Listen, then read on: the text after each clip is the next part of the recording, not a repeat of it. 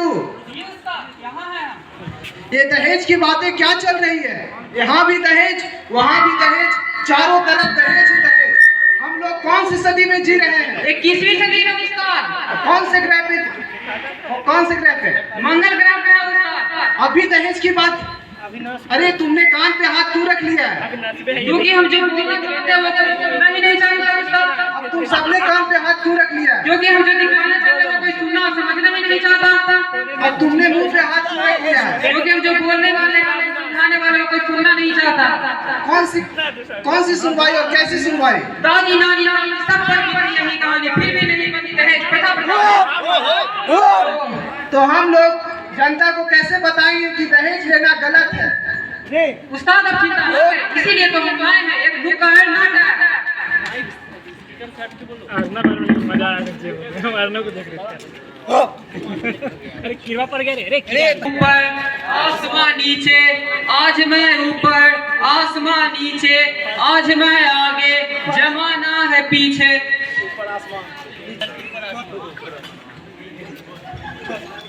क्या बात है बेटी, बहुत तुम आज खुश लग रही हो। क्या बताऊं पिताजी, बात ही कुछ ऐसी है, आप भी सुनिएगा तो खुश हो जाइएगा। क्या बात है बताओ। आज मेरी जॉब लग गई है। वाह बेटी, बहुत तो खुशी की बात है, तुम्हारी जॉब लग रही है, तुम्हारी पढ़ाई भी कंप्लीट हो गई है, अब तो शादी की बात करना होगा।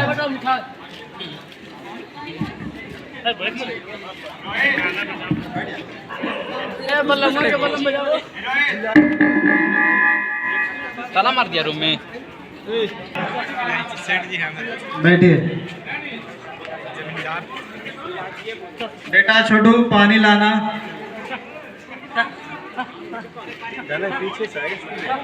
ए हमू ले लीजिए पानी पीजिए।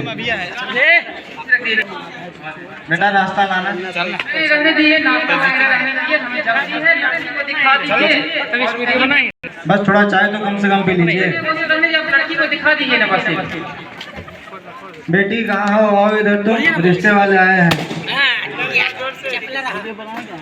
तीन टपाक डम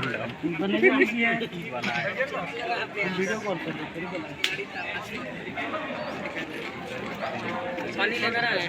अरे तो बोतल है मेरे। कभी लगता है तीन टपाक डम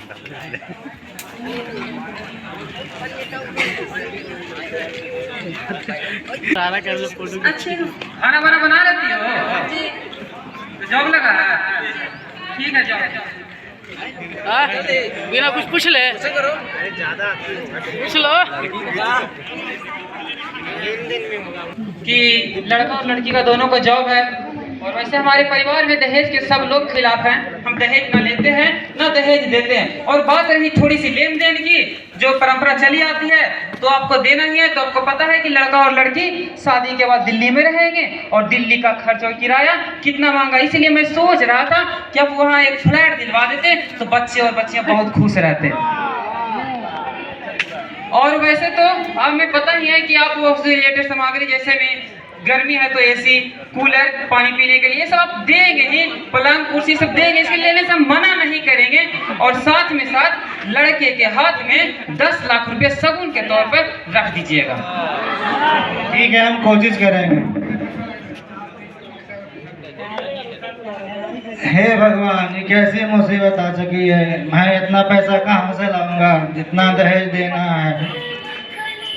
अच्छा, एक बात याद होता है, शायद मैं अपना किडनी दे दूं तो शादी हो जाए।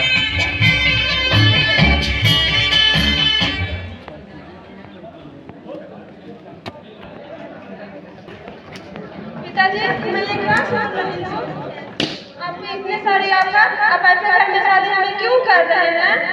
बेटी रिश्ता अच्छा है, लड़का जॉब है। पर आप खुद अपनी किडनी बेच के हमें शादी करेंगे, ये हमें मंजूर नहीं पिताजी। किसी गरीब घर में करने के लिए तैयार है। बेटी तुम पैसा की टेंशन मत लो, मैं पैसा का बंदोबस्त कर लूंगा।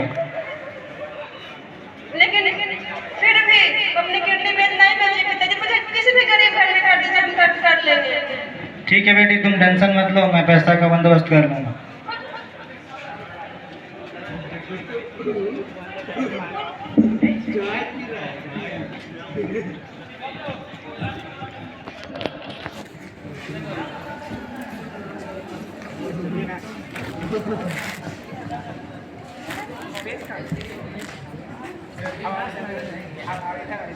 मेरा बेटा तो बैंक मैनेजर है, 30 लाख तो मिल ही जाएगा। मेरा बेटा पायलट है, 30 लाख तो मिल ही जाएगा। मेरा बेटा तो दरोगा 10 लाख मिल ही जाएगा। हमार बेटा तो नर्सिंग ऑफिसर बाटे, 50-60 लाख तो मिल ही जाएगा। हमारा बेटा चपरासी है तो क्या हुआ, 3 लाख तो उसका भी बनता है। नहीं, लड़की हूँ मैं, नहीं कोई सामान, लड़की हूँ मैं, नहीं कोई सामान। मत बेचो मुझे बाजार के दाम, मत बेचो मुझे बाजार के दाम। स्टॉक मार्केट का मैं दाम नहीं, स्टॉक मार्केट का मैं दाम नहीं।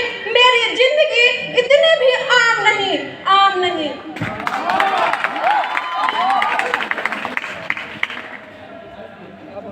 प्राचीन भारत में तो दहेज की कोई बात ही नहीं थी।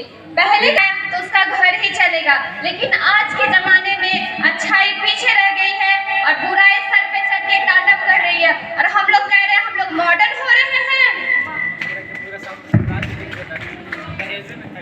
एक अकेले पिता ने बहुत ही संघर्ष करके, बहुत ही ज्यादा परिश्रम कर करके वो अपनी बेटी की शादी जैसे तैसे करवा देता है, और देखते हैं 4 साल के बाद क्या होता है उन बेटी के साथ।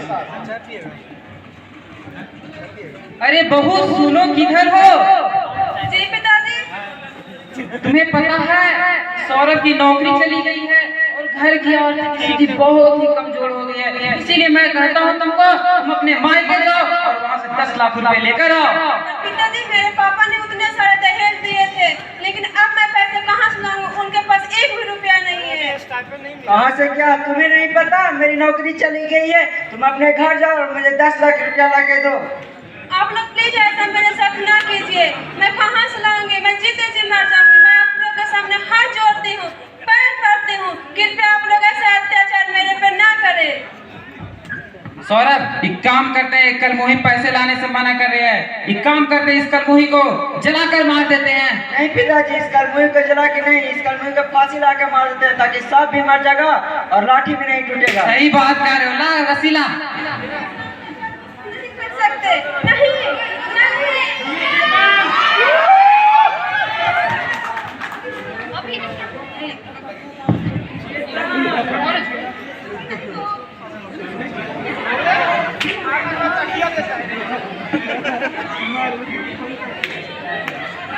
चंद पैसों के लिए घोट दिए किसी के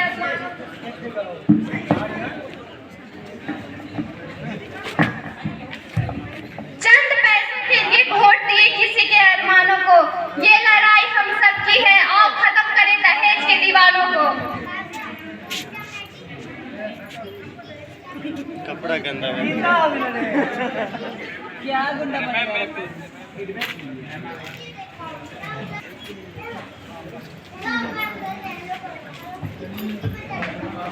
हमारे देश में दहेज के लिए या खुद मर जाती है।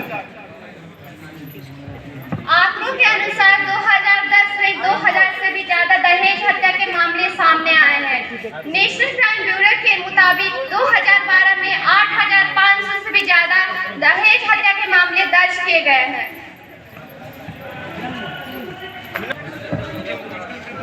अरे मेरा बेटा तो तिजोरी की चाबी है, चाबी।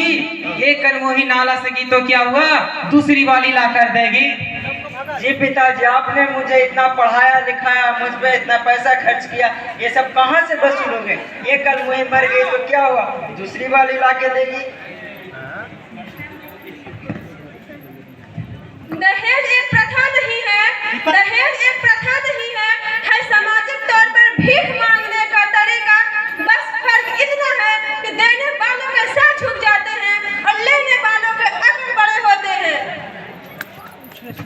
तो क्या आप मानते हैं दहेज लेना और देना सख्त अपराध है? धारा 304B के तहत दहेज लेने और देने वाले को कारावास हो सकती है। दहेज के बारे में जाकर उन माँ बाप से पूछिए, दहेज के बारे में जाकर उन माँ बाप से पूछिए जिसकी बेटी भी जाती है, जमीन भी जाती है, फिर भी लोग कहते हैं क्या दहेज में लाई ही क्यों?